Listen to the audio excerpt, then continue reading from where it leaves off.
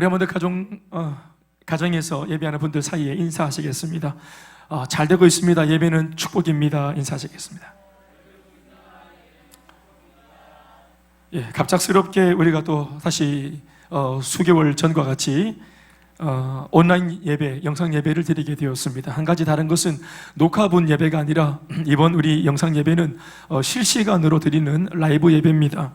오늘 저를 비롯해서 한 20명 정도의 우리 예배에 관계된 분들이 오늘 예배당에서 함께 찬양도 하고 또 예배를 함께 드리고 있습니다. 여러분들은 지금 이 시간 실시간 스트리밍으로 아마 이 동영상으로 예배를 드리고 있다고 생각을 하는데 아마 예배당에서 예배 드릴 때보다 훨씬 더 애를 쓰고 또 마음을 내어서 집중하려고 애를 써야 예배가 될 건데요. 그렇게 몰입을 해주시기를 한 번 더 당부드리고 부탁을 드리겠습니다. 광고한 대로 이번 주일과 다음 주일 양주 2주간에 우리는 이 예배를 채택했습니다. 교계 입장이기도 하고 또 무엇보다 국민들 모두가 애쓰고 쓰는 중에 있으니 우리도 선제적 방어 조치 차원에서 무슨 문제가 있어서 그런 것은 아니지만 문제가 생기지 않도록 방어 차원에서 그렇게 좀 더 공격적으로 예방하고자 하는 입장으로 이렇게 예배를 드리고 있습니다.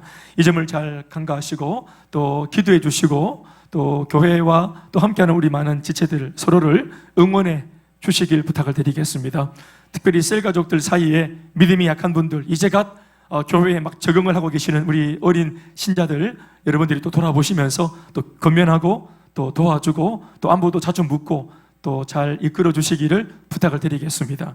또 노약자라고 표현하는 우리 어르신들이나 또 우리 아이들도 마찬가지로 또 이러한 어려운 시국에 어려움에 노출되지 않도록 또 붙들어 달라고 기도해 주시고 또 자주 안부도 좀 물어주시고 또 그렇게 서로를 챙기는 은혜의 공동체 또 사랑과 행복이 꽃피는 진짜 참 건강한 우리 셀가족 모임들이 될 수 있기를 주님의 이름으로 부탁을 드리겠습니다. 저 자신은 한 몇 주 정도를 놓고 말씀을 전할 때 조금 더 물론 모든 말씀이 다 복음이지만 좀 더 원색적이고 좀 더 쉬운 그런 원리를 담고 있는 복음의 진수를 담되 좀 더 쉬운 구도로 이 복음을 담고 있는 말씀들을 제가 채택해서 의도적으로 말씀을 전하려고 했던 마음이 있었습니다.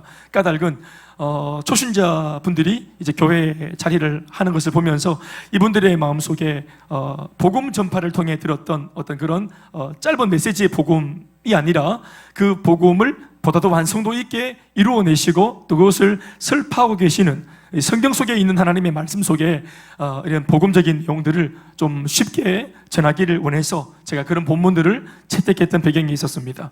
더불어 오늘도 이 본문의 말씀이 길긴 하지만 이 내용에 있는 핵심은 다른 것이 아니라 복음의 능력을 믿고 있는 사람들이 현실의 문제를 어떻게 해결할 수 있고 어떻게 바라볼 수 있는가 하는 부분들을 우리가 배울 수 있는 본문이라 생각합니다. 사실은 성경의 이런 프레임을 보면은 하나님의 백성들이 이 땅을 살 때 문제를 만나고 시련을 만날 때 우리 배후에는 하나님이 계시고 문제와 시련 배후에는 마귀가 있다는 사실, 이것을 우리가 알고 있습니다. 그러니까 대적 관계에 있다는 사실을 우리가 알게 되겠죠. 그도 그럴 것은 우리가 예수를 믿게 되면 이제는 악한 사탄의 종에서 하나님의 자녀가 되는 권세를 얻게 되는 것입니다. 예수를 영접하고 믿게 되면 하나님을 영접하는 자, 곧 그 이름을 믿는 자들에게는 하나님의 자녀가 되는 권세를 주셨다 하시는 이 요한복음 1장 12절에 있는 말씀처럼 예수를 영접하는 순간 하나님의 자녀가 된다는 사실을 우리는 믿고 있습니다. 여러분, 우리가 예수를 믿어서 하나님의 자녀가 되어지고 그로 인해서 신분이 바뀌고 그리고 우리의 영적인 포지션과 소속이 달라진다는 사실은 우리에게 어떤 사실을 한 가지 더 깨워줘 주는가 하면은 이제 우리에게 예전에 없던 대적이 생겼다라는 사실을 우리에게 알려주는 겁니다. 이제 우리는 마귀의 편이 아니고 마귀에게 속한 마귀의 종이 아니라 예수님을 마음에 영접해서 하나님의 아들이 되었고 하나님 나라에 소속이 되었기 때문에 아멘이십니까? 그러니까 악한 사탄 마귀를 향해서는 우리가 뭐라고 말해야 되냐면은 원수 마귀다 이렇게 말을 하게 되는 것입니다. 아멘이십니까? 에베소서 2장에 있는 말씀처럼 우리가 과거에는 죄 가운데 있었을 때는 하나님과 원수 관계에 있었습니다. 그러나 십자가의 그 사랑을 또 화목의 제물을 이신 예수님을 의지해서 예수를 믿고 영접한 모든 사람들은 이제 하나님 아버지와 화해한 사람들, 하나님과 화목한 사람들, 예수님의 사람, 주 예수의 사람이 된 것입니다. 그로 인해서 우리는 마귀와 원수가 되어진 것입니다. 이거 참 잘 된 겁니다. 아멘이십니까? 우리가 마귀와 원수가 되었다는 말은 이게 사실 이렇게 넘어갈 수 있는 그런 문제가 아니고 상당히 많은 이제 현실 세계에서의 현실적인 삶에서의 문제가 이제 생길 수 있다는 사실을 우리 가운데 상기시켜주는 그런 얘기입니다. 원수가 생겼기 때문에 우리를 호시탐탐 노리는 적이 생겼기 때문에 이제 우리의 삶이 만만하지 않습니다. 어떤 면에서는 영적인 전쟁이 이제 발발할 수밖에 없는 환경이 만들어진 거예요. 구약 성경을 읽어보면은 수많은 전쟁 이야기가 있습니다. 이스라엘 백성들이 치루었던 전쟁 이야기. 물론 대적은 달랐죠. 예, 대적들은 시대마다 상황마다 그때그때마다 다 달랐지만 그 대적이 뭐 아수르였든 아니면 바벨론이었든 뭐 어떤 민족이었던 것이 간에 그 많은 대적 민족들이 의미하는 말은 바로 사탄의 나라입니다. 그러니까 하나님의 백성인 이스라엘 백성들이 이 땅을 살 때 하나님의 백성이라도 아니 어떤 면에서는 하나님의 백성이기 때문에 이런 고난을 만날 수 있고 시련을 만날 수 있고 우리를 호시탐탐 잡아서 종치고 잡아뜨리고 넘어지고 낙심하고 좌절하게 만들려고 하는 원수를 두게 된 것입니다. 그것은 하나님의 백성이 되었기 때문에 일어난 이제 구조적인 상황입니다. 그러나 이것은 너무너무 잘 된 것입니다. 이게 아주 잘 된 거예요. 영적인 갈등과 전쟁이 일어났다는 사실은 뭐냐? 이게 없으면 어떻게 되겠습니까? 마귀가 시키는 대로 죄를 짓고 음부의 권세 가운데 우리가 눌려서 살고 사로잡혀 살고 죄를 짓고 살고 정욕대로 살고 나도 죽고 남도 망치는 일을 그렇게 스스럼없이 하고 사는 사람이 되는 겁니다. 그러나 예수를 믿고 마음속에 갈등이 생겼다는 것이 왜 좋은가 하면은 이제는 나는 죄짓고 안 살겠다는 것입니다. 이제 나는 마귀가 주는 그 악한 마음대로 호락호락 죄짓고 타락하고 정욕대로 살고 분노가 일어나면 분노를 발산하고 화가 일어나면 화를 내고 짜증이 일어나면 짜증을 내고 이렇게 자연 발생적으로 본능적으로 육신에 의해서 지배받고 살지 않겠다고 내가 선언을 한 것입니다. 아멘이십니까? 이제는 내 안에 사는 것이 내가 아니라 예수 그리스도입니다. 아멘이십니까? 그래서 하나님의 말씀대로 살아야만 우리는 행복할 수 있어요. 하나님의 말씀을 등지고 죄를 지으려고 하면 성령이 우리 마음속에 안타까움을 주시고 탄식을 주시고 어떻게 해서든지 죄 가운데 돌이킬 수 있는 마음을 부어주시는 거예요. 그래서 죄를 짓지 않도록 이게 죄다라고 하는 하나의 시그널로 신호의 개념으로 하나님이 갈등을 주시는 겁니다. 그러니까 예수를 믿는 우리들이 세상에서 범죄하지 않으려고 몸부림치는 바람에 일어나는 이 갈등은 좋은 것입니다. 우리에게 유익이 되는 갈등인 것입니다. 돌아보십시오. 우리가 예수 믿기 전에 갈등했습니까? 아니죠. 화를 냈지요. 분노했지요. 함께 깔치 뜯고 싸웠죠. 거기에는 갈등이 없어요. 마음속에서 일어나는 소욕대로 죄를 짓고 사는 거니까 양심의 가책이 없습니다. 누가 뭐라 사람도 없고 또 모두가 그렇게 사니까. 그러나 예수를 영접하고 성령이 있는 내 속에 성령을 모신 사람들은 이제 내 속에 있는 성령은 나를 가만두지 않습니다. 죄를 타락하도록 나를 가만두지 않습니다. 그 복음의 능력이 복음의 성령의 역사가 아멘이. 오늘 본문의 말씀도 전쟁의 이야기입니다. 그러나 알 것은 이 전쟁 이야기가 하나님의 백성이기 때문에 일어나는 갈등의 구도라는 사실을 우리가 이미 인지하고 이 전쟁 이야기를 들어야 합니다. 하나님은 전쟁에 능하신 주님이시고 권능이 많으신 분이시고 능력자이신데 당신의 백성들을 책임져 줄 수 있는 능력이 모자라기 때문에 한눈 팔았기 때문에 당신의 백성들이 졸지에 문제를 만난 이 문제가 일어나는 상황을 하나님이 이걸 알고 계시고 허용하고 계시는 것입니다. 물론 고난과 시련이 유쾌할 리는 없지요. 그러나 고난과 시련마저도 복음으로 잘 이기고 난 이후에 주는 굉장한 유익들이 있어요. 그러니까 하나님이 아시고 문제를 허용하시는 겁니다.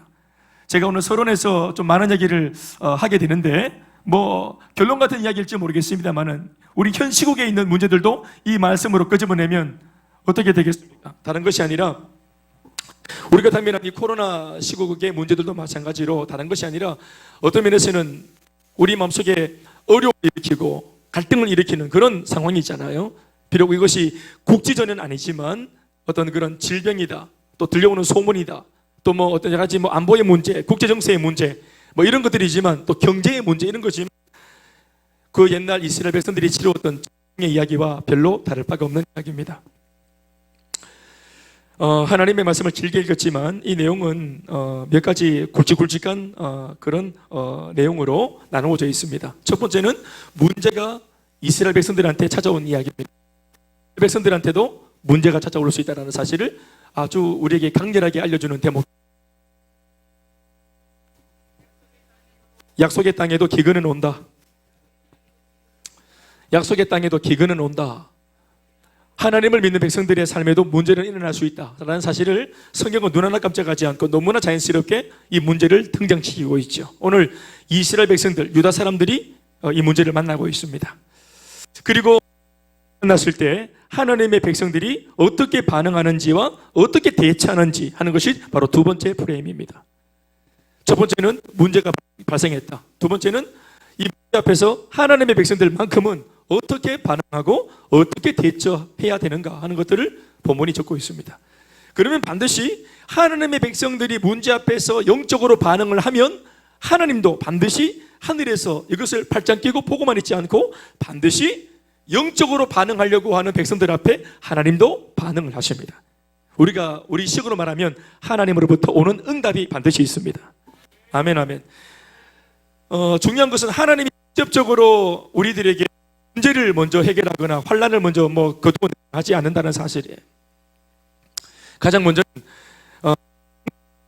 말씀을 주시고 약속을 주셔서 약속의 말씀을 먼저 믿고, 상황은 그대로인데 내게 말씀을 주시는 하나님의 말씀을 믿고 우리 마음에 먼저 평강을 얻게끔 하시는 작업을 하나님이 의도적으로 먼저 하십니다.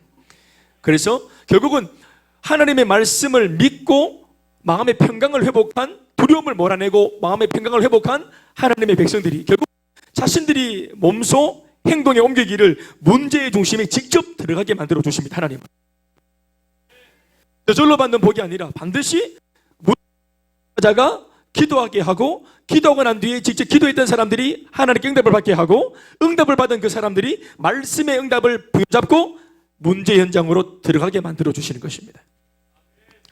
그래서 말씀을 붙들고 현장에 들어가면 말씀을 듣기 전과는 다른 상황이 그 문제 현장에서 생긴다는 것을 성경은 여지없이 드러내 보여주고, 좀 음량 소리가 좀 왔다 갔다 하는 것 같습니다.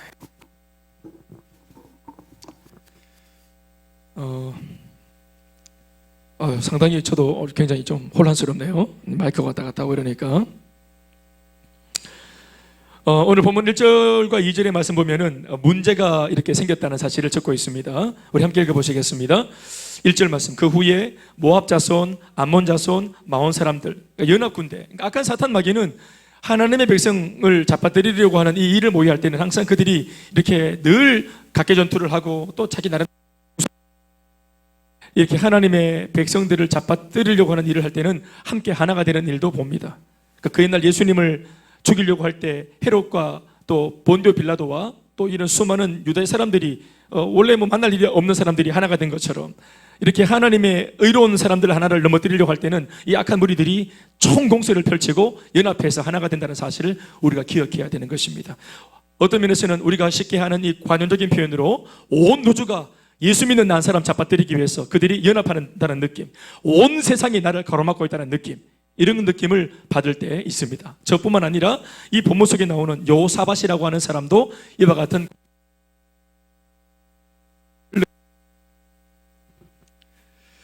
모압과 암몬, 마온 사람들이 연합해서 요사밧 한 사람을 치고자 했습니다.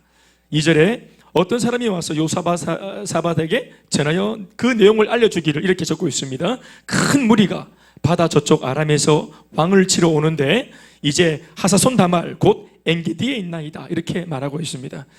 자, 어떤 면에서는 이 2절 말씀이 우리에게 주는 그런 어떤 마음의 위로가 있고 격려가 있습니다. 문제가 분명 터졌습니다. 큰 무리, 모압과 암몬과 마온 사람들이 하나가 되어 연합체가 되어 요사밧 한 사람을 잡아뜨리려고 온다는 소식을 들었을 때 이건 사실 굉장히 두려운 이야기입니다. 어떤 면에서는 우리가 참 멀리 중국 우한에서 시작했던 코로나 이야기, 그 당시에는 이 우한이라는 도시도 처음 알았고 저희가 거의, 그리고 코로나라고 하는 이 말도 처음 저희가 접할 때입니다. 그러니까 2019년도 일어났다 그래서 코비드 19이라 하지 않습니까? 19라는 말이 그 말이죠.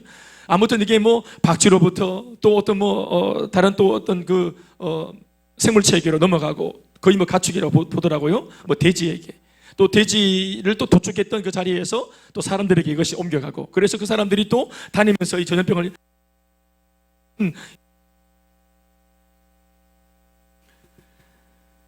어떤 면에서는 멀리서 점점점 들려오는 포화의 소리와 같이 뻥뻥뻥 하면서 처음에는 멀리서 듣던 이게 해외 뉴스였는데, 그런데 어느새 이것이 우리나라에 욕을 해서 어려움을 주는 이야기를 들었습니다. 게다가 2월 달에 우리가 다 겪었지만 한 2달 정도 이 대구는 직격탄을 맞았습니다. 직격탄을 맞았어요. 그래서 그 당시에 이 대구 사람들은 어디 가면은 대구 사람 자체가 마치 바이러스 그 자체인 것처럼 사람들이 대구 사람을 꺼려하고, 또 대구 사람 갑자기 다른 도시로 나오지 말라고 하는 이야기도 들었습니다. 우리들도 다 대구 사람인데 참 어려움이 많았습니다. 저도 개인적으로 외부에 잡혔던 집회들이 많이 그렇게 캔슬되고 그렇게 뭐 좋게 말했지만 한마디로 말하면 그 다른 교회 목사님들이 오지 말라는 얘기였어요. 좀 가만히 좀 있어라, 설치지 마라, 이런 말이었습니다. 그러니까 마치 사람 자체가 바이러스인 것처럼 그렇게 여겨지는 건 말입니다. 심지어 제 이야기가 오바가닌 까닭은 영국이나 또 아니면 저 뭐 미국이나 여러분 다 뉴스를 통해 들었겠지만 한인들이 혹은 동양 사람들이 마스크를 끼고 나타나면 이게 이제 무슨 그 사람 자체가 바이러스인 것처럼 그렇게 치부해서 사람을 구타하기도 하고 그렇게 조롱하기도 하는 일들도 우리가 겪었다 하는 걸 알고 있습니다. 멀리서부터 들려오는 문제, 이 문제가 점점점 쓰나미처럼 커져서 이후에 우리 삶에 직접 다가와서 해외 뉴스가 아니라 이제는 우리 주변의 이야기고 내 이야기가 되었습니다. 내 이야기가 되었어요. 사람들이 어려움을 당하기도 하고 확진자가 되어져서 때로는 이제 치사율이 막 이제 상승하면서 많은 사람이 죽기도 했습니다. 2003년도에 사스가 처음 등장했을 때 치사율이 한 10% 정도, 그리고 2012년도에 메르스가 등장했을 때 치사율이 한 30% 정도, 그리고 2014년도부터 몇 년간 지속되었던 에볼라 같은 질병은 치사율이 거의 한 60%에 육박할 정도로, 그리고 지금 우리가 겪고 있는 또 만나고 있는 이 코로나의 치사율도 그것만큼은 아니지만 그러나 상당히 높은 편입니다. 그러니까 조심해야 될. 아무튼 문제가 찾아오고 있는데 감사한 것은 오늘 본문 2절도 적고 있지만 그 문제가 이제 사손다말 곧 엔게디의 인양이다 말하고 있습니다. 막 파도처럼 막 찾아와서 직접 들어올 것 같았는데 어느 순간 딱 보니까 들어오는 딱 소리를 제대로 딱 들어보니까 문제가 엔게디라고 하는 곳에 아직까지는 정체되어 있는 그런 이야기를 듣고 있습니다. 저는 이것이 우연이 아니라고 생각을 합니다. 어차피 여호사밧을 치겠다라고 마음먹으니 악한 사람들이 작당을 했다면, 그래서 뭐 전쟁을 뭐 예고하고 합니까? 그러니까 도발해서 막 그냥 순식간에 전쟁을 치러내야 되잖아요. 그러려면은 전쟁을 일으키고 달려왔을 때 엔게디에 멈춰 있는 것이 아니라 순식간에 그냥 그 본토까지 치고 들어왔어야 되는데 엔게디에 그들이 머물러 있다는 사실을 오늘 성경이 강조하고 있는 까닭이 뭔가 하는 것입니다. 하나님께서 그들을 엔게디에 잠시 머물게 하셨다라고 저는 믿습니다. 그리고는 이 상황을 여호사밧이 듣고 알게끔 지금 만들고 있습니다. 이 상황이 뭘까요? 그러니까 하나님의 백성들이 문제를 당할 때 생각 없이, 기도할 틈도 없이, 하나님을 찾을 틈도 없이 그냥 황망하게 문제를 뒤집어쓰고 망하는 것이 아니라 하나님이 문제를 허용하시지만 엔게디쯤에 딱 걸어놓고는 먼저 하나님의 사람들이 이 문제가 다가오고 있다는 사실을 감지하도록, 비록 이 소식을 들었을 때 마음은 두려웠겠지만 이 두려움을 가지고 어떻게 반응할 수 있도록 여지와 기회를 주고 있다는 사실을 우리가 이걸 잘 감지해야 되는 것입니다. 우연인 것처럼 하사손 다말 곧 엔게디에 그들이 머물러 있는 것이 아닙니다. 아직까지 기회가 있고 아직까지 여지가 있습니다. 어떤 면에서는 하나님 입장에서 우리가 묵상해 보면 하나님이 여호사밧에게 기회를 주시고 이 기회를 어떻게 선용하는지를 지금 지켜보고 있다. 어떤 면에서는 기대하고 계신다라는 감을 느낄 수 있는 부분이기도 합니다. 하나님의 백성들이 문제를 만났을 때, 다급하고 위급할 때 그때 어떻게 반응해야 될지. 여러분, 문제와 시련과 고난은 예수를 믿어도 만나고 안 믿어도 만납니다. 신자나 안 신자나 다 문제를 만나게 되어 있습니다. 그러나 예수를 믿는 사람들은 자신의 신앙의 정도와 또 깊이와 농도에 따라서 문제 앞에서 하나님께 나와 반응하는 모습이 달라요. 그래서 신앙의 진정성이 드러나는 것입니다. 가치가 드러나는 것이겠죠. 3절 말씀에 또 4절 말씀에 여호사밧에서 이렇게 반응합니다. 여호사밧이 두려워하여, 그렇죠, 두렵죠. 아무리 하나님의 사람이라도 애초에 문제를 만날 때, 소식을 딱 들을 때는 두려운 게 당연합니다. 당연하다고. 그런데 이 두려움이 자신을 계속해서 발전하고 점진적으로 자신을 함락시키고, 그리고 또 막 잡아먹고 삼키지 않도록, 자신이 그 두려움에 함몰되지 않도록. 여호사밧이 두려웠지만 두려움을 어떻게 다루고 있습니까? 어떻게 처리하고 있습니까? 이내고 나오는 말씀이죠. 3절 말씀에 여호와께로 낯을 향하여 간구하고 온 유다 백성에게는 금식하라고 공포한다. 다시 아멘 하십시다. 두려웠습니다. 예, 괜찮아요. 두려운 마음 그대로 가지고 가서 하나님의 얼굴을 구하고 하나님께 이것을 그대로 있는 모습 그대로 기도하는 것입니다. 아멘이십니까? 그리고 자신만 그렇게 하는 것이 아니라 리더로서 자신을 따르는 많은 사람들한테도 자신과 같은 믿음을, 자신과 같은 신앙의 행보를 요청합니다. 어떻게? 금식하라고 얘기합니다. 사랑하는 여러분, 전쟁을 앞에 목전에 두고 있는 백성들이 밥을 많이 먹고, 그리고 군사력을 더 증강시키고 무기를 다시 재정비하고, 그래서 싸울 힘을 보강해서 잘 싸울 준비를 해도 모자랄 판국에 힘을 빼는 거예요. 금식하라는 것입니다. 먹지 말라는 거예요. 긴장을 하고 텐션을 걸고 더 무장하고 눈이 반들반들하고 잠을 안 자고, 언제 진군 명령이 떨어질지 모르니까 공격태세를 딱 하고 이렇게 있는 것이 아니라 금식하는 거예요. 그리고 그들이 했던 오로지 한 가지 방법은 뭐냐면 하나님께 엎드려서 아버지의 얼굴을 구하면서 기도하는 것이었습니다.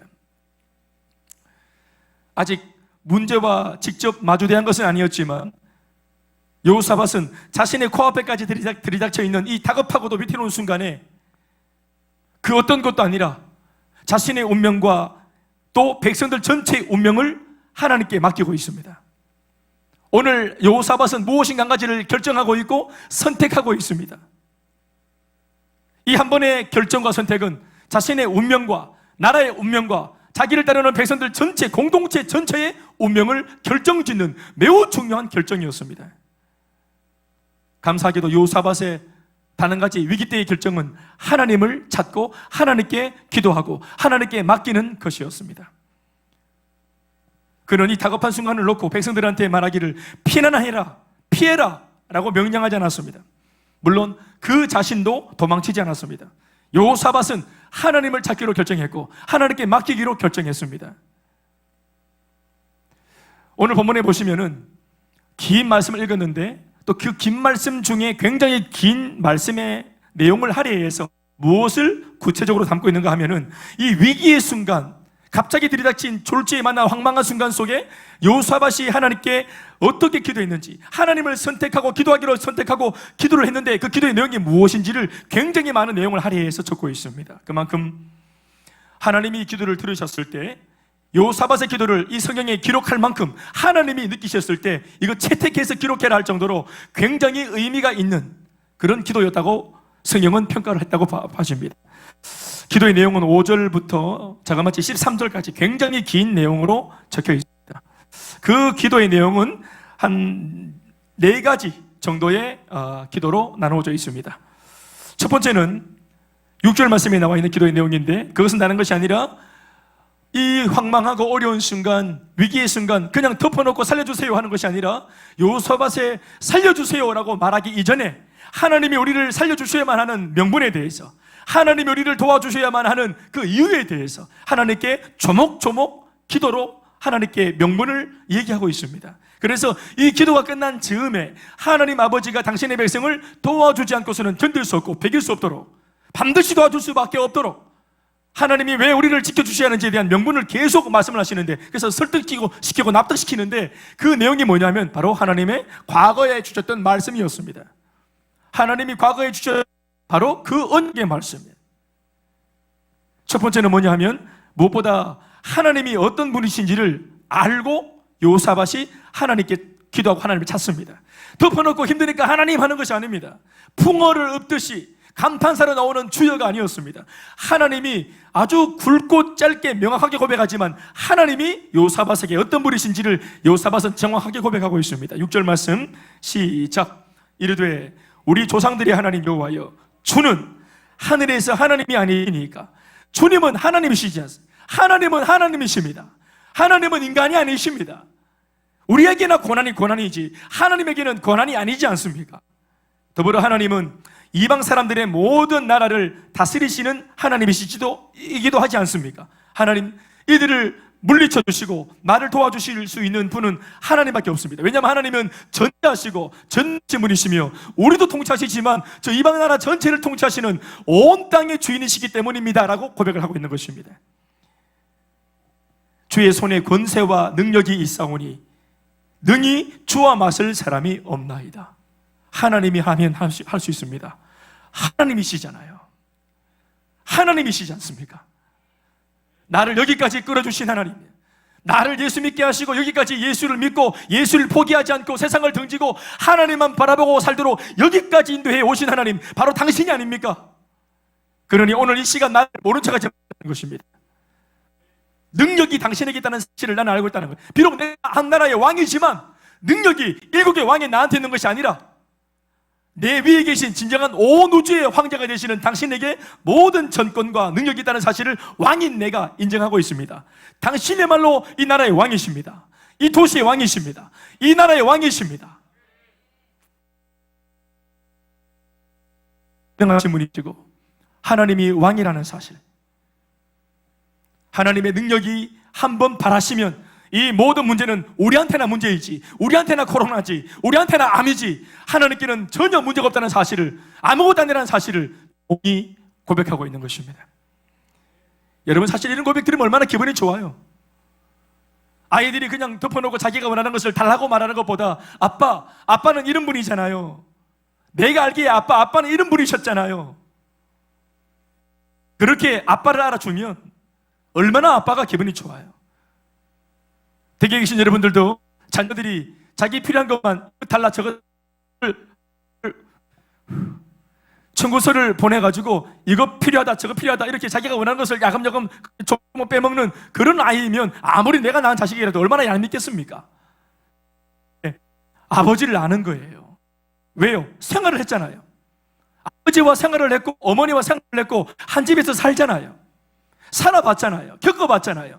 내가 내 경험을 통해서 경험했던 내 아버지가 어떤 분인지, 내 엄마가 어떤 분인지, 부모가 어떤 분인지 너무 잘 알아요. 그래서 하나님께서도 마찬가지로 내가 직접 경험한 바 하나님은 이런 분이시잖아요. 그러니 이런 것들을 얼마든지 정리하시잖아요. 그러면서 첫 번째 바로 가나안 땅 정복의 역사의 비밀을 요사밧이 비록 과거에 아주 오래된 이야기지만 이처럼하게 알고 있다는 사실을 고백하고 있습니다. 7절에 있는 말씀을 한번 들어보시겠습니다. 이게 이제 요사밧의 기도입니다. 7절 시작. 우리 하나님이시여, 그네 이 땅 주민을 앞에서 처하고 그 땅을 사랑하시는 아브라함의 자손에게 영원히 주지 아니하셨나이까. 아멘 아멘. 아브라함의 언약을 알고 있고 가나안 땅 정복의 역사를 또 그 비밀을 요사밧이 알고 있습니다. 책에서 읽은 것이 아니라 본인이 알고 있고 믿고 있고 그 당시 그 시대에 역사하셨던 하나님이 지금 내가 믿고 있는 나의 하나님이라는 사실을 요사밧이 오늘 지금 이 순간 고백하고 있습니다. 가나안 땅 정복의 역사 그거 그냥 한 거 아니잖아요. 그 이유를 제가 알고 있어요. 그게 뭡니까? 바로 아브라함의 언약이에요. 내가 네게 자손을 주겠고 그 자손이 하늘의 별처럼 바다의 모래알처럼 많아질 것이고 내가 그들에게 자손의 복과 더불어 땅의 복도 주겠다. 땅을 차지하게 해주겠다. 충만하고 다스리고 정복하게 하는 복을 내가 주겠다 하는 이 아브라함한테 주셨던 그 언약의 말씀을 하나님이 기억해서 이 언약을 이루기 위해서 가나안 땅을 오늘 선물로 주고 계시는 것입니다. 아멘이십니까? 이것은 아주 신학적인 얘기들인데 이런 신학적인 배경을 이 요사밧이 이미 알고 있는 거예요. 두 번째로 그가 기도합니다. 8절로 9절에 있는 말씀, 솔로몬과의 약속을 그가 언급하면서 기도합니다. 그리고 그 약속을 붙들고 하나님도 그 약속을 기억해서 오늘 내게 역사해달라고 솔로몬과의 약속도 한 번 언급을 하죠. 이 요사밧이 읽어보시겠습니다. 8절로 9절 말씀, 그들이 이 땅에 살면서 주의 이름을 위하여 한 성소를 주를 위해 건축하고 이르시기를 만일 재앙이나 난리나 견책이나 전염병이나 기근이 우리에게 임하면 주의 이름이 이 성전에 있으니 우리가 이 성전 앞과 주 앞에 서서 이 환난 가운데에서 주께 부르짖은즉 들으시고 구원하시리이다 하였나이다. 다시 아멘 하십시다. 솔로몬이 솔로몬 성전을 짓고 하나님께 일천 번제를 드리고 예배를 드리고 그렇게 했을 때 하나님께서 임재하셔서 그 예배 가운데 하나님께서 내가 네게 무엇을 해줄까? 이렇게 찾아오시면서 내가 이 성전에 내 마음을 두겠다, 내 귀를 두겠다. 그래서 이 예배당에서 누가 기도하든지 기도하면 내가 다 응답해 주겠다. 아멘이십니까? 이게 솔로몬에게 주셨던 약속이에요. 사실 솔로몬에게 주셨던 약속이라기보다는 다윗에게 주셨던 언약의 말씀이 솔로몬 때 이렇게 이루어진 겁니다. 그러니까 다윗의 언약이 신학적인 표현입니다. 아브라함의 언약, 다윗의 언약, 쉽게 말하면 바로 언약의 말씀. 아멘이십니까? 요사밧이 압니다. 하나님은 약속을 하시고 언약을 주시고 언약한 바를 직접 행하시는 여호와. 아멘이십니까? 일을 행하시고 그 일을 지어 성취하시는 여호와, 그 이름을 여호와라 하시는 분이 직접 이 일을 이루시는 것입니다. 요사밧이 기가 막힌 거 있어요. 그게 뭐냐면 하나님은 당신이 하신 약속의 말씀을 절대로 번복하거나 약속의 말씀을 절대로 어기거나 그것을 취소하거나 무르거나 할 수 없다는 사실을 이 여호사밧이 너무 잘 알아요. 그래서 하나님이 당신의 언약의 약속을 지키기 위해 언약의 근거에서 했던 모든 행동들, 모든 역사를 일으키셨던 그 역사들, 이것들을 알고 있어요. 이 모든 역사의 배경은 뭡니까? 언약을 성취하기 위한 겁니다. 아멘입니까? 그러니까 우리의 시대에 이제 마지막으로 하는 기도가 뭡니까? 마지막으로 하는 기도가 11절과 12절 말씀에 위에서 언급한 이 모든 과거의 언약의 말씀을 행하기 위해서 하셨던 주님의 역사와 같이 오늘 역시도 당신의 역사를 이루시는 약속의 말씀이 이루어질 수 있도록 이 남유다가 끊어지지 않고 계속해서 하나님의 영광을 드러낼 수 있는 그 자리까지 갈 수 있도록 지켜달라고, 생명을 건져달라고. 아멘이십니까? 단순히 도와달라고 살려달라고 말하는 것이 아니라 하나님의 약속의 말씀이 우리를 통해 이루어지려면 우리가 살아야 되겠나? 우리가 생존해야지 하나님이 약속을 이룰 수 있지 않겠나? 아멘이십니까? 하나님의 의로운 이름을 위해서라도, 당신의 약속의 성취를 위해서라도 이 민족이 여기서 멸절되지 않도록 도와달라고 기도하고 있는 것입니다. 11절과 12절 말씀 시작.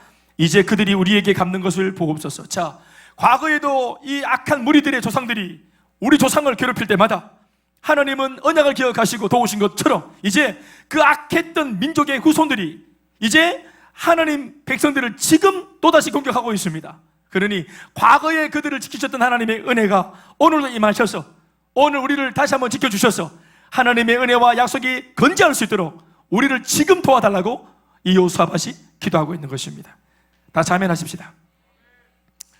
11절과 12절 한번 더 크게 읽어보시겠습니다. 시작. 이제 그들이 우리에게 갚는 것을 보옵소서. 그들이 와서 주께서 우리에게 주신 주의 기업에서 우리를 쫓아내고자 하나이다.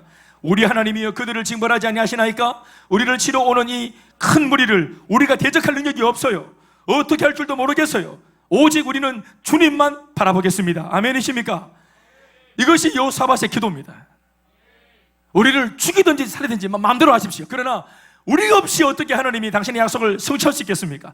이스라엘 백성들, 그러니까 아브라함에게 주셨던 아브라함의 언약이 뭡니까? 내가 네 허리에서 난 자, 반드시 아브라함아 네 자손을 통해서 내가 약속을 이루겠다. 아멘입니까? 이 정통, 이 신앙의 정통성을 내가 지키겠다. 아브라함의 자손을 통해서만. 이 지금 여호사밧이 누구의 자손입니까? 아브라함의 자손입니다.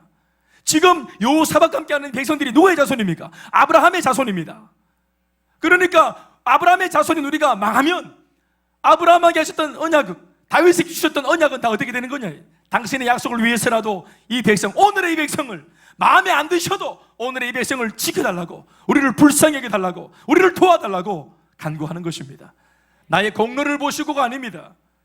어떤 나의 의로운 행위를 보시고가 아닙니다. 나는 셀리더니까 나를 좀 보시고, 나는 장로니까, 나는 권사니까 내 직분 좀 보시고 도와달라고 하는 것이 아닙니다. 목회자니까 잘 되어야 된다, 이거 아닙니다. 하나님 당신의 의로움을 위해서, 당신의 약속을 위해서, 당신의 이름의 거룩함을 위해서 우리 가운데 일하여 달라고 기도하는 것입니다.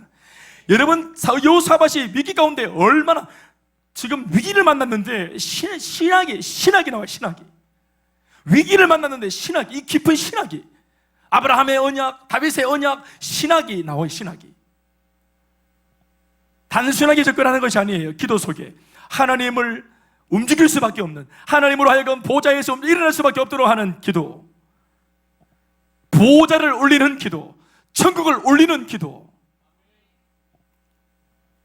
그것은 약속의 말씀을 근거한 기도였습니다. 그랬더니 하나님께서는 지체하지 아니하시고 이렇게 제대로 된 기도다운 기도를 할 줄 아는 여호사밧의 기도를 들으시고 즉각적으로 지체하지 않고 응답을 주십니다. 그 응답은 물론 레위 사람 야하시엘이라고 하는 이 사람을 통해서 하나님이 말씀을 주시는 것으로 응답이 나타났습니다. 자, 응답이 뭐냐? 응답이 말씀으로 나타난다는 사실을 기억하십시오. 내가 원하는 것은 빨리 발등에 불 끄는 건데 하나님의 응답은 불 끄는 것으로 응답이 오지 않고, 내 상황이 빨리 정리되는 것으로 응답이 왔으면 참 좋겠는데 하나님의 응답은 내 상황을 정리하는 것으로 오지 않고 상황은 그대로고 불은 계속 붙고 있는데 기도했더니 하나님의 응답은 말씀으로 오시는 것입니다. 15절부터 17절까지 말씀을 우리 함께 읽습니다. 시작. 야하시엘이 이르되 온 유다와, 이게 사실 하나님이 주시는 말씀입니다. 대언하는 거예요. 온 유다와 예루살렘 주민과 여호사밧 왕이여 들을지어다. 여호와께서 이같이 너희에게 말씀하시기를 너희는 이 큰 무리로 말미암아 두려워하거나 놀라지 말라. 따라합시다. 두려워하거나 놀라지 말라. 어떻게 말씀하세요? 두려워하지 말고 놀라지 말라. 참 좋은 말이죠. 그러나 내 마음대로 됩니까 그것이? 아까 우리 3절 말씀 보니까 여호사밧이 이 큰 무리가 온다는 말을 듣자마자 한 7개 왕임에도 불구하고 두려움이 생겼어요. 하나님을 믿고 있어도, 신앙이 있어도 두려움이 일어났어요. 이건 마음대로 되는 게 아닙니다. 이 두려움을 떨치기 위해서는 근거가 있어야 돼요. 확실한 근거. 그러면서 하나님이 하시는 말씀이 두려워하지 마라, 놀라지 마라 하면서 그렇게 해도 좋을 법한 근거를 말씀하시기를 이 전쟁은 너희에게 속한 것이 아니다, 하나님께 속한 것이다. 아멘이십니까? 이 전쟁이 너에게 속한 것이 아니라, 네 전쟁이 아니라 내 전쟁이다. 내 백성에게 맞닥뜨린 전쟁은 그것은 곧 내 전쟁이다. 너희들이 싸울 것이 없다. 아멘이십니까? 이 전쟁에 싸우는 주체가 하나님이십니다. 예수를 믿는 김대현 목사가 만나는 모든 문제는 내 문제가 아니라 하나님의 문제입니다. 내 고민거리가 아니라 하나님의 고민거리입니다. 이거 이해하시면 아멘 하시겠어요?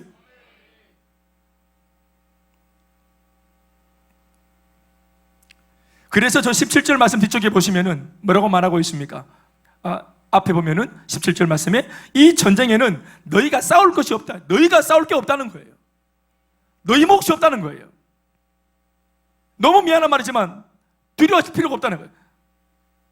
내 전쟁인데 네가 왜 설발치고 이렇게 벌벌 떨고 난리가 나냐. 한마디로 응답은 두려워하지 마라, 놀라지 마라 라고 찾아왔지만 몇 가지의 내용으로 근거를 밝혔습니다. 첫 번째는 이 전쟁 혹은 이 문제는 하나님, 즉 내게 속한 것이기 때문이다. 그러니까 두려워하지 마라. 두 번째는 그러므로 두려워하지 말고 염려를 떨쳐버린 이후에 이 하나님의 함께 하신다는 약속의 말씀을 붙들고 이 말씀을 듣고 있는 네가 직접 내일 아침 날이 밝거든 문제의 중심으로 기꺼이 내려가고 기꺼이 그들을 만나라. 다 같이 아멘합시다. 16절 말씀. 내일 너희는 그들에게로 내려가라. 따라합시다. 내려가라. 그들이 시스고게로 올라올 때 너희가 골짜기 어기 여루엘 들 앞에서 그들을 뭐하라? 만나려니와. 따라합시다. 내려가라. 만나라. 여러분, 누가 문제를 만나고 싶고 마주대하고 싶겠어요? 그런데 하나님의 약속의 말씀을 마음에 품은 자, 하나님의 임재를 마음에 품은 자, 아멘이십니까?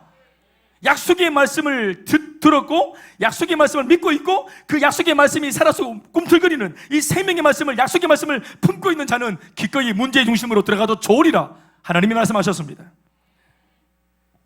그도 그렇겠죠. 여러분, 성령에 충만한 우리와 악한 귀신이 만나면 누가 더 들어야 돼요? 귀신이 들어야지. 함께 있는 것 자체가 귀신에게 공포용합니다. 우리가 무서워 하는 것이 아니라 함께 있으면 귀신이 무서워해야 돼. 성령의 사람이 나타났다고, 견딜 수 없다고, 못 견디겠다고.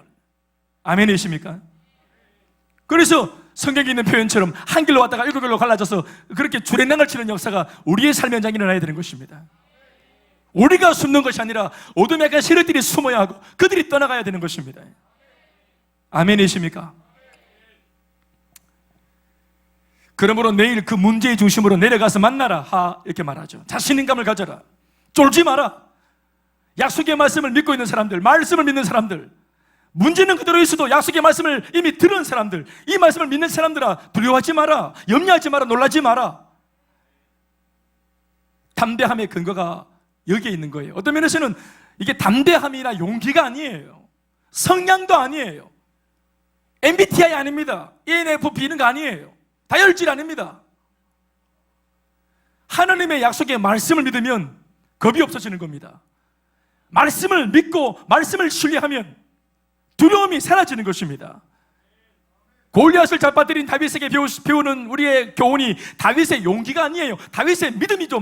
다윗의 신앙입니다. 적국의 포로가 되었어도 뜻을 정하고 영적인 순결을 지키기 위해서 왕의 진미를 포도주를 거절했던 그 다니엘에게서 배울 수 있는 교훈은 다니엘의 용기나 담대함이 아니에요. 신앙과 그의 믿음입니다. 신앙과 믿음에서 용기도 나오고 신앙과 믿음에서 담대함도 나오는 것입니다.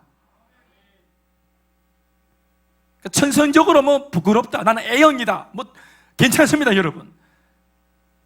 여러분들의 유전자가 DNA가 어떻든지 간에 후천적으로 예수를 믿으면 믿음과 신앙 안에서 담대함도 용기도 당당함도 생기는 것입니다. 아멘이십니까?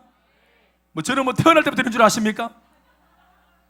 저도 숙기 많고요, 부끄러워해요. 정말로 부끄러워.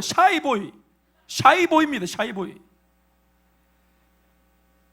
미장원 가서 머리 잘못 잘려도 막 잘려 뜯기 나가는데도 디자이너 선생님이 오늘 나를 막 무슨 마루타처럼 어떤 미용의 세계를 펼친다고 호닥질 하는데도 말 한마디 못하고 잘려나가는 걸 눈을 뻔히 보고 있으면서도 집에서 막 울고 막 속상해서 벽치고 막 잠깐만 이렇게 하시면 안 됩니다 이렇게 말 못하고 멈출 수가 부끄러워서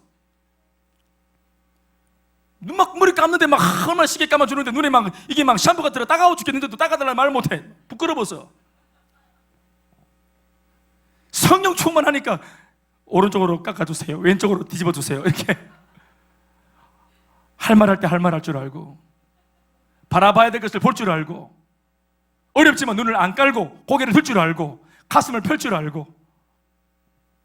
용기와 담력은 믿음에서 나오는 것이지 성향이나 DNA가 아닌 줄로 믿습니까? 오늘 여러분들 모두에게 담대함이 필요하지 않습니까? 다윗 같은 용기가 필요하지 않습니까? 다니엘 같은 지혜가 필요하지 않습니까? 요셉 같은 인내가 필요하지 않습니까? 사랑하는 여러분, 이 모든 것이 하나님의 약속의 말씀을 믿는 그 신뢰와 믿음에서 나오는 것입니다. 심지어 17절 말씀에 가보면 뭐라고 말합니까? 아까도 말했지만 이 전쟁은 너희가 싸울 게 하나도 없다. 너희 전쟁이 아니기 때문이다. 너에게 속한 것이 아니기 때문이다. 두려워하지 마라. 그러면서 뭐라고 자신 있게 말씀하세요? 저 뒤에 보면은 내일 그들을 맞서 나가라 이렇게 말합니다. 하나님의 응답이 이 몇 가지의 내용으로 말씀으로 찾아오셨습니다. 자, 보십시오. 그러니까 하나님께서 일하시는 이게 하나의 패턴입니다. 상황 속에 하나님을 믿는 사람들이 비록 노출되어서 어려움을 당하지만 환난 날에 주님을 부르는 사람들에게 반드시 하나님이 약속의 말씀으로 먼저 찾아가셔서 말씀을 듣게 하고 말씀을 깨닫게 하고 말씀을 떠올리게 만들어 주십니다. 아멘이십니까?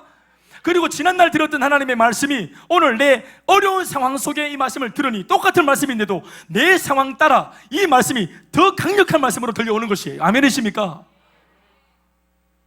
옛날에는 그냥 듣다가 졸았던 말씀이요, 읽다가 정신이 잃었던 말씀인데 말씀만 들으면 잠 오고 말씀만 설교만 들으면 졸음이 오고 이랬는데 내 상황이 어려워지고 집에 암 환자가 있고 지금 빚독촉이 있고 부모님이 편찮으시고 상황이 좋지 못하고 사업의 위기를 만나고 어려움이 그렇게 압박을 해올 때 그 좋지 못한 환경, 오늘 여호사밧처럼 악한 대적들이 막 나를 옹이하고 포위해서 나를 옴짝달싹 못하게 만든 이 상황 속에서 하나님을 바라보고 믿을 때 그때 떨어지는 응답으로서 하나님의 말씀을 듣는 것은 얼마나 다른지 몰라요.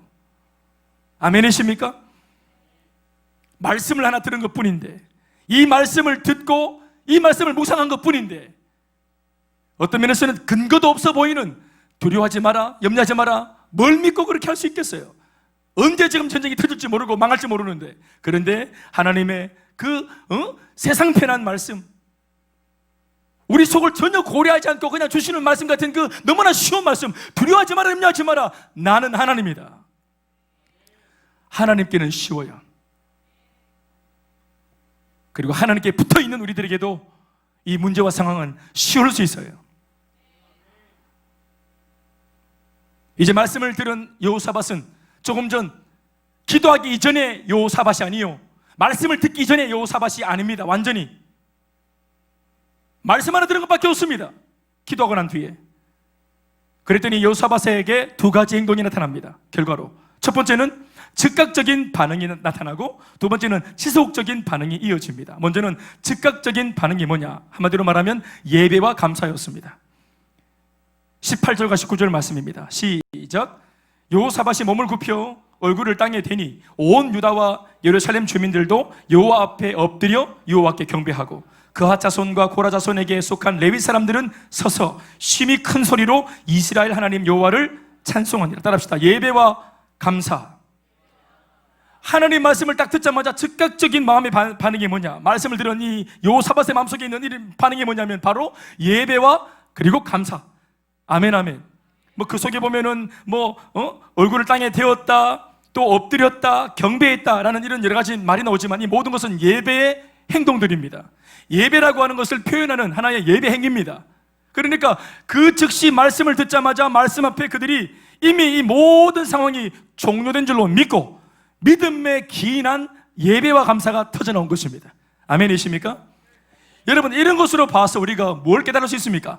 예배는 뭡니까? 예배는 상황이 종료되고 난 뒤에 우리가 그 결과물에 감사한 우리의 반응이 아닙니다.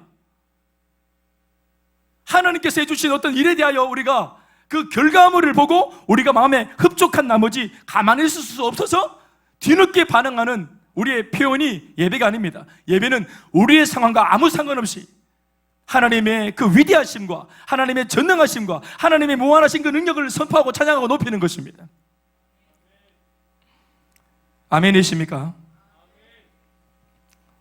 상황은 그대로 있지만 예배할 수 있습니다. 보십시오. 믿음이 회복되어지니까, 하나님을 향한 신앙이 회복되어지니까, 말씀을 믿는 신뢰가 회복되어지니까 상황이 그대로 있지만 두려움을 딱 정리하고 난 뒤에 이 모든 감정을 하나님께 감사의 마음으로 올려드리고 예배하지 않습니까? 이미 상황이 종료된 것처럼. 아니요, 아직 전쟁은 시작도 안 했어요. 제대로 된 고난 같은 고난은 아직 시작도 안 됐습니다. 그런데 이 모든 상황이 종료되었다고 믿고 하나님을 예배하고 하나님께 감사합니다.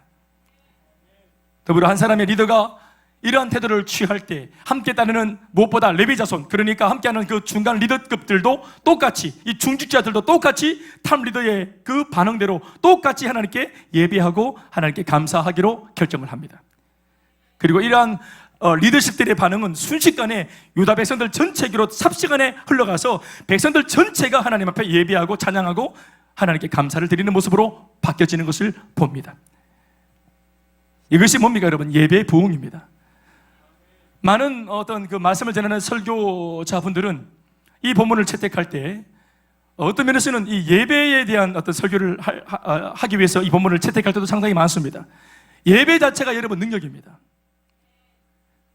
힘과 능으로 싸우는, 힘의 논리로 싸우는 이게 우리 무력의 전쟁이 아니라 이스라엘 백성들은 이스라엘 백성들만의 독특한 방식으로서의 삶의 방식이 있어요. 그게 뭐냐면 바로 예배입니다. 예배. 그들은 예배로 싸우는 겁니다. 예배로 사는 겁니다.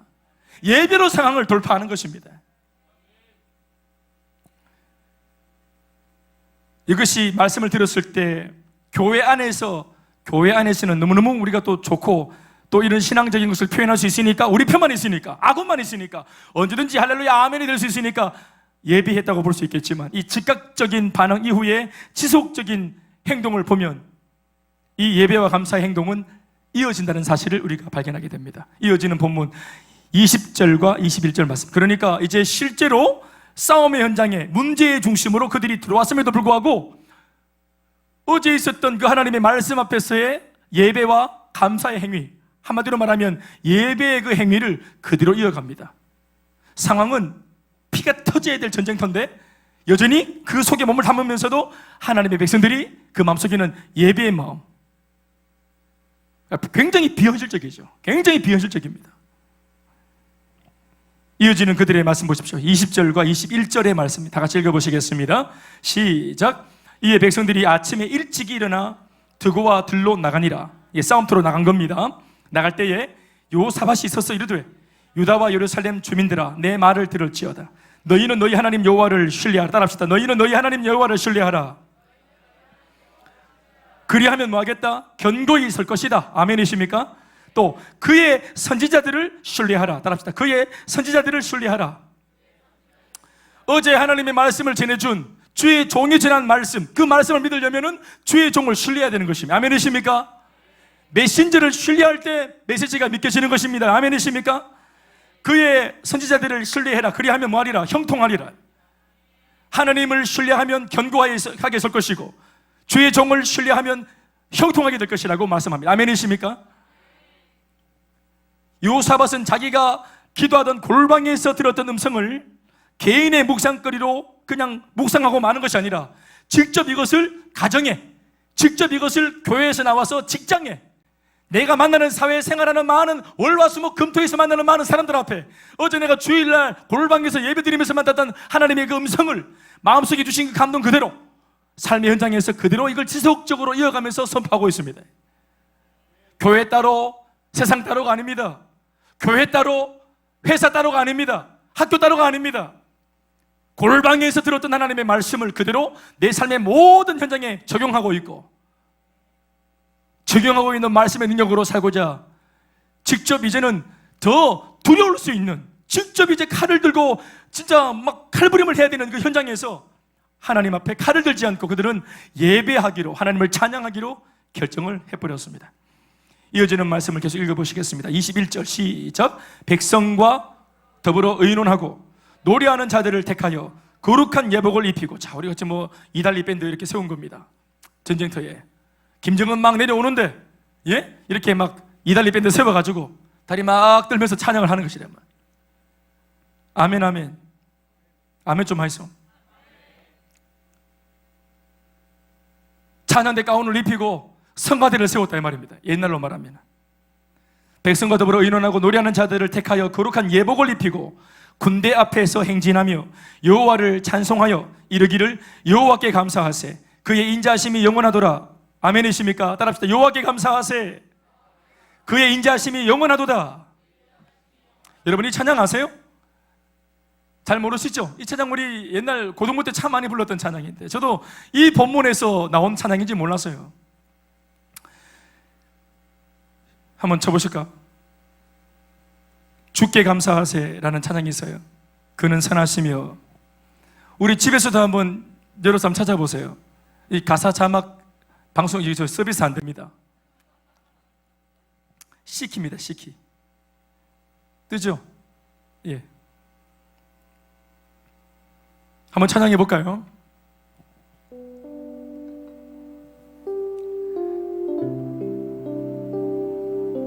주께 감사하세. 그는 선하시며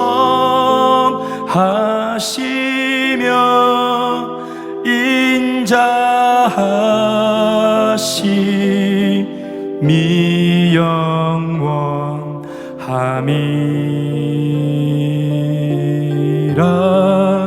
주께 감사하세. 그는 선하시며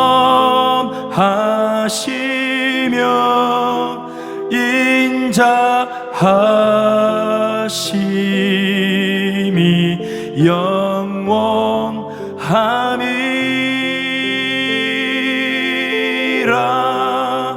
할렐루야. 아유, 나중에 우리 다 만나면 다시 한번 불러봅시다. 주께 감사하세. 그의 인자하심이 영원하도다. 찬양을 이렇게 했단 말입니다. 찬양대가 딱 서가지고 뭐 가사도 긴 게 아닙니다. 예? 주님을 맞이하며. 우리 마음 주께 열어. 길지 않아요. 이렇게 얼마나 진솔하고 담백하고 간단하고 심플하고 강력합니까? 주님은 선하신 분이시다. 주님은 영원하신 분이시다. 그 능력자가 나와 함께 하시면 못할 게 없다. 우리는 그래서 아직 종료된 상황이 아니지만 감사하기로 결정했다. 다시 아멘 하십시다. 오늘 이 믿음이 우리 모두에게 있기를 주의 이름으로 축원합니다. 여러분, 그들이 전쟁터에서 칼이나 아니면 뭐 창이나 이런 걸 들지 않고 오히려 하나님을 찬양하고 예배를 앞장세웠을 때, 하나님께 무한히 감사하기로 마음먹고 그것을 선포했을 때, 그렇게 전쟁터에 임했을 때, 그렇게 싸움터에 임했을 때 22절 말씀이 우리에게 큰 깨달음과 울림을 줍니다. 이렇게 말하고 있어요. 그 노래와 찬송이 시작될 때에, 멋있지 않습니까 이게? 시작. 그 노래와 찬송이 시작될 때에, 찬양이 시작될 때, 입을 막 열 때, 예배를 막 열 때, 시작할 때, 고난과 환난과 마음에 막 어려움이 있고 지금 도저히 마음으로는, 감정적으로는 예배할 수 있는 마음이 아닌데도 불구하고, 교회 가고 싶지 않고 하나님께 뭐 헌신하고 싶지 않고 세워가고 싶지 않고 복음 안 전하고 싶고 아무것도 안 하고 싶은 그 마음이 있음에도 불구하고, 그럼에도 불구하고 하나님 주신 약속의 말씀을 붙들고 그 말씀을 믿고 의지하면서 찬양하고 예배하고 감사하기 시작할 때, 여호와께서 복병을 두어 유다를 치러 온 암몬 자손과 모압 자손과 세일산 주민들을 치게 하심으로 그들이 서로를 죽이는 일로, 서로 망하고 서로를 죽이고 서로 배반해서 싸움터에서 난리가 나서 연합했던 사람의 연합들이 깨어지면서 서로가 서로를 죽이는 엄청난 일이 일어나서 몰살한 겁니다. 몰살. 이스라엘 백성들이 몰살시킨 것이 아니라 스스로 자멸한 것이에요. 하나님께서 그들의 눈을 멀게 하시고 상황을 어둡게 만들어서 혼란을 야기시켜서, 아멘이십니까? 질서가 없었던 예수 믿는 사람들의 마음속에 말씀이 임하니까 평강과 질서가 잡히는 반면, 하나님의 백성들을 족치겠다고 악한 무리들이 어울리지도 않는 무슨 질서를 막 잡고 연합을 하고 하나가 되어서 그렇게 막 움직일 때, 결국은 하나님의 말씀이 역사하시니까 거짓된 질서는 무너져서 무질서가 되어지고, 마땅히 질서를 가지고 살아야 될 하나님의 백성들의 마음속에 인간인지라 두려움이 생겼지만, 말씀을 다시 들었더니 그 무질서가 다시 한번 말씀 속에서 질서를 잡게 되어지고, 코로나 이야기가 얼마나 우리를 무질서하게 만들었습니까?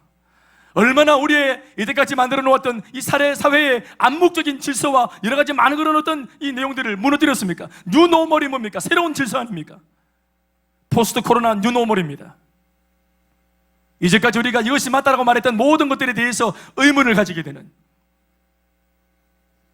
제가 어떤 교수님의 강의를 좀 들어봤더니 이런 말을 하더라고요. 이번에 코로나를 통해서 많은 사람들의 이전에 가지고 있었던 패러다임이 바뀌는 것들이 있었는데, 코로나의 여파 때문에 충격을 받고 이전에 상식처럼 가지고 있었던 수많은 패러다임의 재난들이 왔다. 그 중에 가장 큰 것이 뭐냐면, 첫 번째는 미국관, 미국에 대한 우리의 시선. 두 번째는 자본주의에 대한 우리의 시선.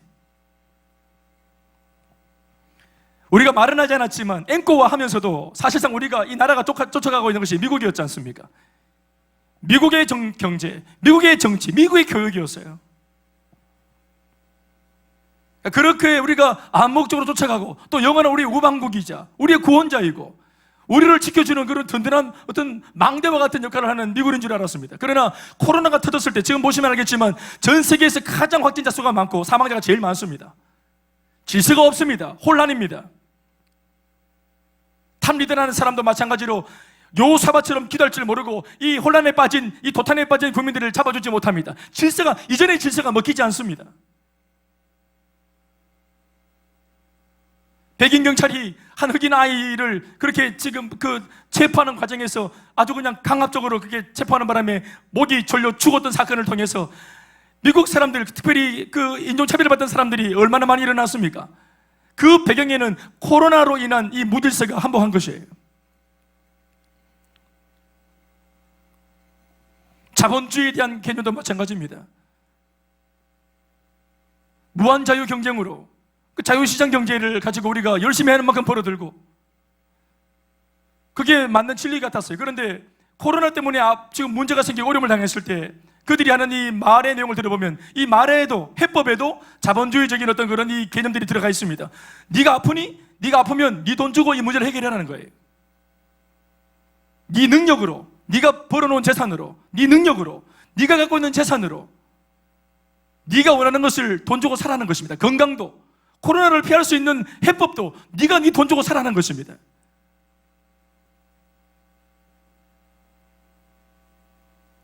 아무도 책임져 주지 않습니다.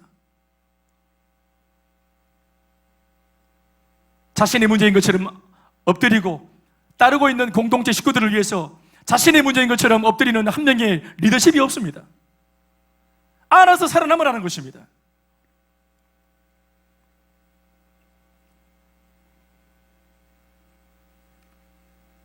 우리도 얼마나 많은 혼란이 있습니까? 어떤 면에서는 이 코로나를 통해서 우리나라와 유럽의 이런 차이를, 제가 뭐 국제 정세를 다 아는 사람은 아니지만 좀 우상해 보면 이런 게 있는 것 같아요. 제가 최근에 어떤 매체를 접해 보니까 지금 현재 코로나 시국에 유럽 사람들은, 물론 다 그런 건 아니겠지만, 이 코로나를 통해서 많은 것들을 깨닫고 반성하고 하는 내용들이 있는데, 그게 뭐냐면, 물론 생존에 대한 위협 때문에 생존해야 되겠다 하는 이 마음도 뭐 크게 들끓고 있지만, 그들의 마음속에 있는 고민들이 뭐냐 하면, 우리가 너무 생태 파괴적인 삶을 살아왔다. 우리가 너무 자연을 존중하지 않았다. 우리가 너무 동물들을 존중하지 않았다. 그래서 그들이 이제는 우리가 뭔가 좀 생태 파괴적인 삶에서 그것을 좀 보호하고 보존하고 존중하는 삶으로 빨리 돌아가야 된다. 옛날부터도 말을 해왔지만, 많은 환경운동가들이 말을 해봤고, 뭐 또 동물행동연구가들이 말을 해봤지만, 잘 듣지 않았던 말을 비로소 코로나를 통해서 들으면서, 이게 이제 동물들에게 있던 바이러스가 인간에게 넘어오는 이 이야기를 들으면서 이제 우리가 진짜 교훈을 받는 겁니다. 이러한 얘기를 한다는 거예요. 심지어는 유럽의 83%의 젊은 사람들은 현재 이 지구를 소비하는, 자신들이 소비할 수밖에 없죠, 생존하기 위해서는. 그러니까 물을 쓰고 자원을 쓰고 기름을 쓰고 전기를 쓰는 이 모든 것들을 놓고 그들이 하는 말은 지구를 소비한다라고 표현합니다. 83% 정도의 유럽에 있는 젊은이들은 다음 세대가 써야 될 것들을 우리가 먼저 앞당겨 쓰는 바람에 참 죄책감이 생긴다 하는, 이 죄책감을 느낀다는 사람이 있다는 것입니다. 그래서 아껴 써야 되겠다, 남겨야 되겠다. 그런데 우리는 어떻습니까? 우리는 이 코로나 시국에도 자연으로 돌아가야 된다, 자연을 파괴해서는 안 되겠다 하는 이런 고상한 묵상들이나 이런 지침들이 아니라, 끊임없이 누가 누구를 욕을 하고 이쪽에서 저쪽을 책임을 묻고 또 이쪽 사람이 저쪽 사람을 향해서 막 그렇게 잘못되었다고 말하고 하는 이런 이데올로기의 국면으로 우리는 지금 치닫고 있습니다. 왜 이런 문제가 왔는지 말을 해줘야 될 교회도 어떤 면에서는 국가의 방침에 우리가 따라야 된다는 어떤 그런 입장에서 해법을 성경적으로 제시하기를 꺼려하고 있고 어려워하고 있습니다.